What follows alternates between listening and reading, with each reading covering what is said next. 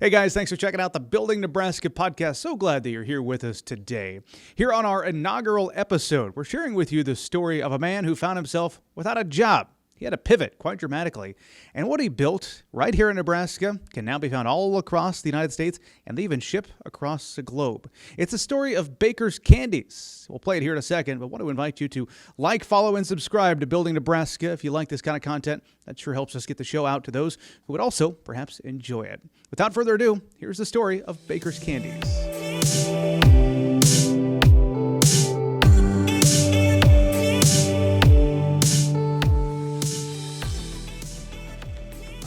Welcome back to the Building Nebraska podcast. It's a podcast for dreamers and doers, where we ignite your passion for entrepreneurship and showcase those who turn ideas into reality. Of course, we're powered by the Angler Agribusiness Entrepreneurship Program located at the University of Nebraska-Lincoln. We're near Greenwood, Nebraska, right on the outskirts of town today at Baker's Candies. You cannot go anywhere in Nebraska without seeing some of these candies. And Todd, the Chief Executive Officer, kind enough to lend some of your time right here on the factory floor to visit with us about this business. This is really cool, and you were telling me, though, people are disappointed when they step in your factory. Looking for a little Willy Wonka action. Yeah, well, first of all, let me say it's an absolute privilege to join you today. Unfortunately, when people get the tour of the chocolate factory for the very first time, they have a hard time hiding those thoughts of disappointment. You come in expecting to see Oompa Loompas and Willy Wonka Candy Wonderland, and in reality, it looks a lot more like industrial manufacturing than many might want or have even thought to have known. So, your title is Chief Executive Officer here. You and your brother both involved. You're second-generation chocolatiers, though, right? Yes, sir. Yeah, born and raised in the chocolate industry. It happens to be an odd family trade, particularly for a family from Nebraska. Nebraska just happens to be about the last place on planet Earth that anyone would ever choose to start a chocolate factory, and that's part of the fun of our story, I think. So why'd your dad do it? Why did he start this, and how did he do so? Yeah, so it's actually a wonderful story. And it's not the story that most people are expecting. You see, the story in candy is actually always the opposite of our story. The candy story almost always starts with a recipe. Somebody had a recipe for candy, and it was good. And if it was good, then they had to make larger batches. And after a while, people wanted to buy the candy, and so they scaled the recipe into a company. It's really the candy story every time you hear it. Our story is a lot different. It starts with the aerospace industry.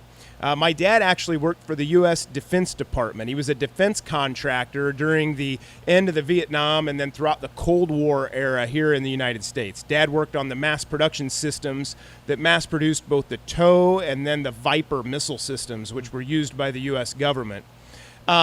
Being a missile manufacturer had its strengths and weaknesses. As a strength, you had the advantage of the almost unlimited discretionary budget of the U.S. government. But as a weakness, you had to sleep at night, and you knew that you were building enough missiles to blow the world up many times over. And I think that was a thought of conflict for my father. Now, the story always gets mistold. He always ends up designing missiles, and he hates that. Dad actually mass-produced missiles. So he would get a blueprint for a missile system from the U.S. government, and then they'd get an order, maybe 100,000 by Thanksgiving, let's say. And it was his job to figure out how to make that many missiles by that date to that specification and to get the job done. And so he quickly developed a reputation as the get-her-done guy for the U.S. Defense Department throughout the Cold War. The interesting thing about the Cold War, we never fired any of those missiles. It was literally a Cold War. So the missiles were never fired, and they built enough missiles in Lincoln, Nebraska, actually during the Cold War, that they could have easily blown the world up many times over. They never fired any of them. And so eventually, defense contractors during the Cold War quite literally worked themselves out of a job. And so my dad, in the early 1980s, found himself out of work for the very first time in his adult life. And as a mass production engineer, he thought it would be easy to find new opportunities to mass produce things. The problem was the U.S. economy at that time was in a recession. Manufacturing was scaling backward. It wasn't expanding, it was contracting. And so no one was really asking questions like, how do we make more of this? It was actually a matter of how do we cut costs and workforce. This was almost universally true of any industry, save for the chocolate industry. And so here's the introduction to our story. The chocolate industry happened to be this entire industry that had been almost untouched by the Industrial Revolution, and yet business booms in the chocolate industry whenever people get depressed. And it just so happens that during a recession, depressed people bought more chocolate, and the chocolate industry was starting to ask difficult questions about how they scaled the processes by which chocolate was made, particularly the processes used to make gourmet chocolate. The best chocolate on earth to that point had been almost entirely made by hand. So my dad started designing and inventing and building mass production equipment that would change the way gourmet chocolate was manufactured. He did that for a company in Lincoln, Nebraska called Bauer and Blum Chocolates.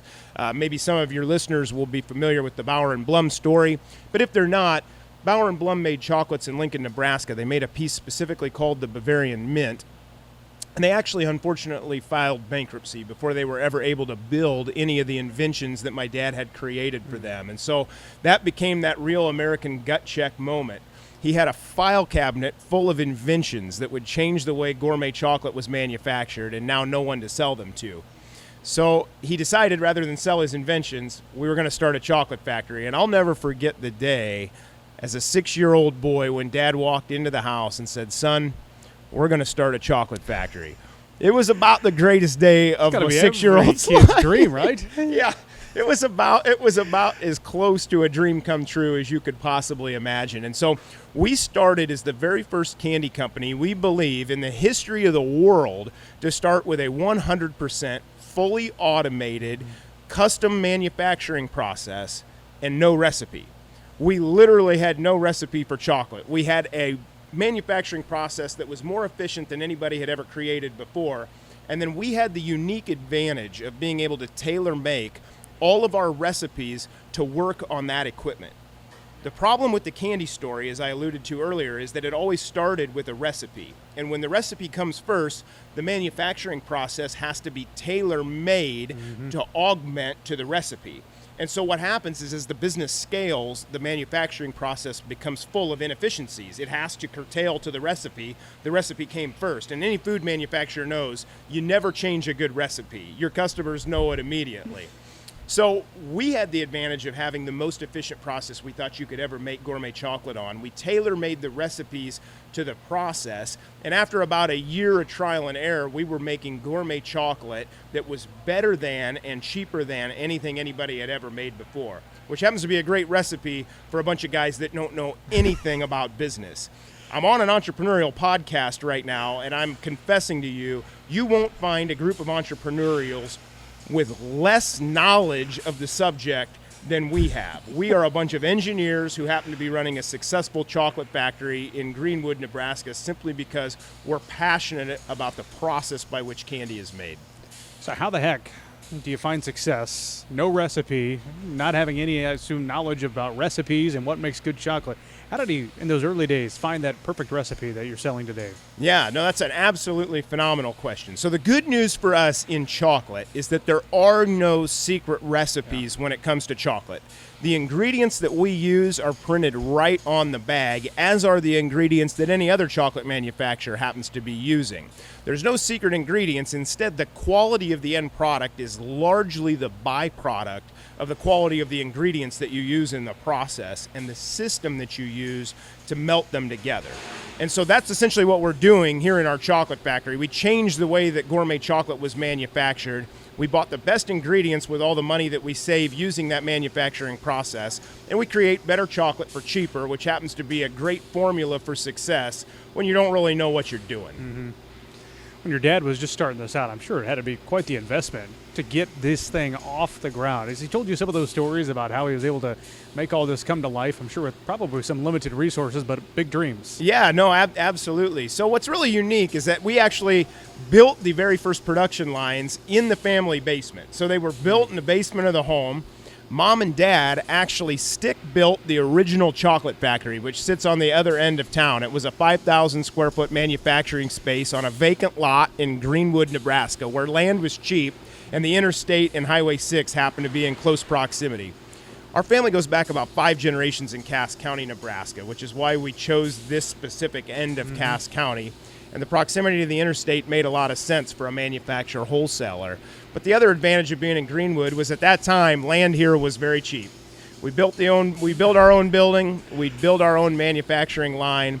Actually, we built everything from scratch, and we did it all ourselves.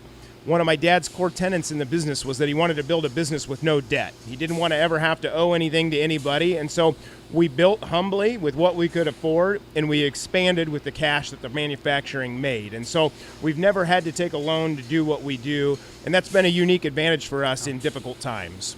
All right, so that's how everything got started. Tell me about the business today. Yeah, absolutely. So today, I would say I think we broke ground originally in 1986.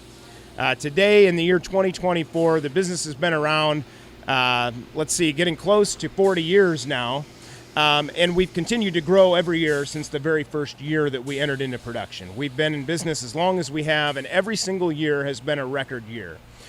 It's a very unique advantage for us as a business. We know when we start a new year how much chocolate we'll manufacture in that given year. And we also know that everything that we manufacture is going to be sold.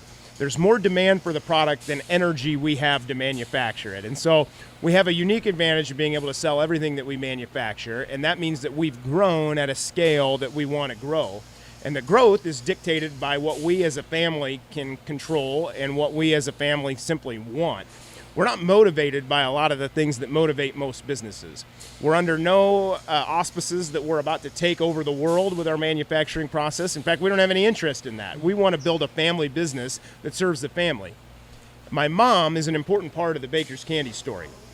Mom didn't invent the chocolate machinery. She didn't invent the recipes, but she absolutely instilled the values that the company was built on. And one of those values is that this business will always exist to serve our family, not the other way around. Mm-hmm. So the business has always served the family in so much as it provides a good life, then it serves a good function. But if and when our family ever starts to serve this business, Mom's on record, she'll burn the place to the ground. And I'm quite confident that she will make good on that promise. And so it's an important part of the values that we built the company on. And that means that to this day, we're exactly the company that we want to be. This year, in the year 2024, we'll manufacture about 50 million chocolate meltaways here in our plant. That's enough candy to let us run about 4 production days per week. We currently run a 4/12 shift on the production floor. That's about what we want to be running. That provides for a 3-day weekend and a good life outside of the chocolate business, and that's exactly what we're most proud of. This is part 1 of our discussion with Todd Baker at Baker's Candies. Now, coming up in our next episode, we're going to talk all about how Baker's Candies has branded themselves as Nebraska's candy and why that's important to their overall marketing strategy. Join us then.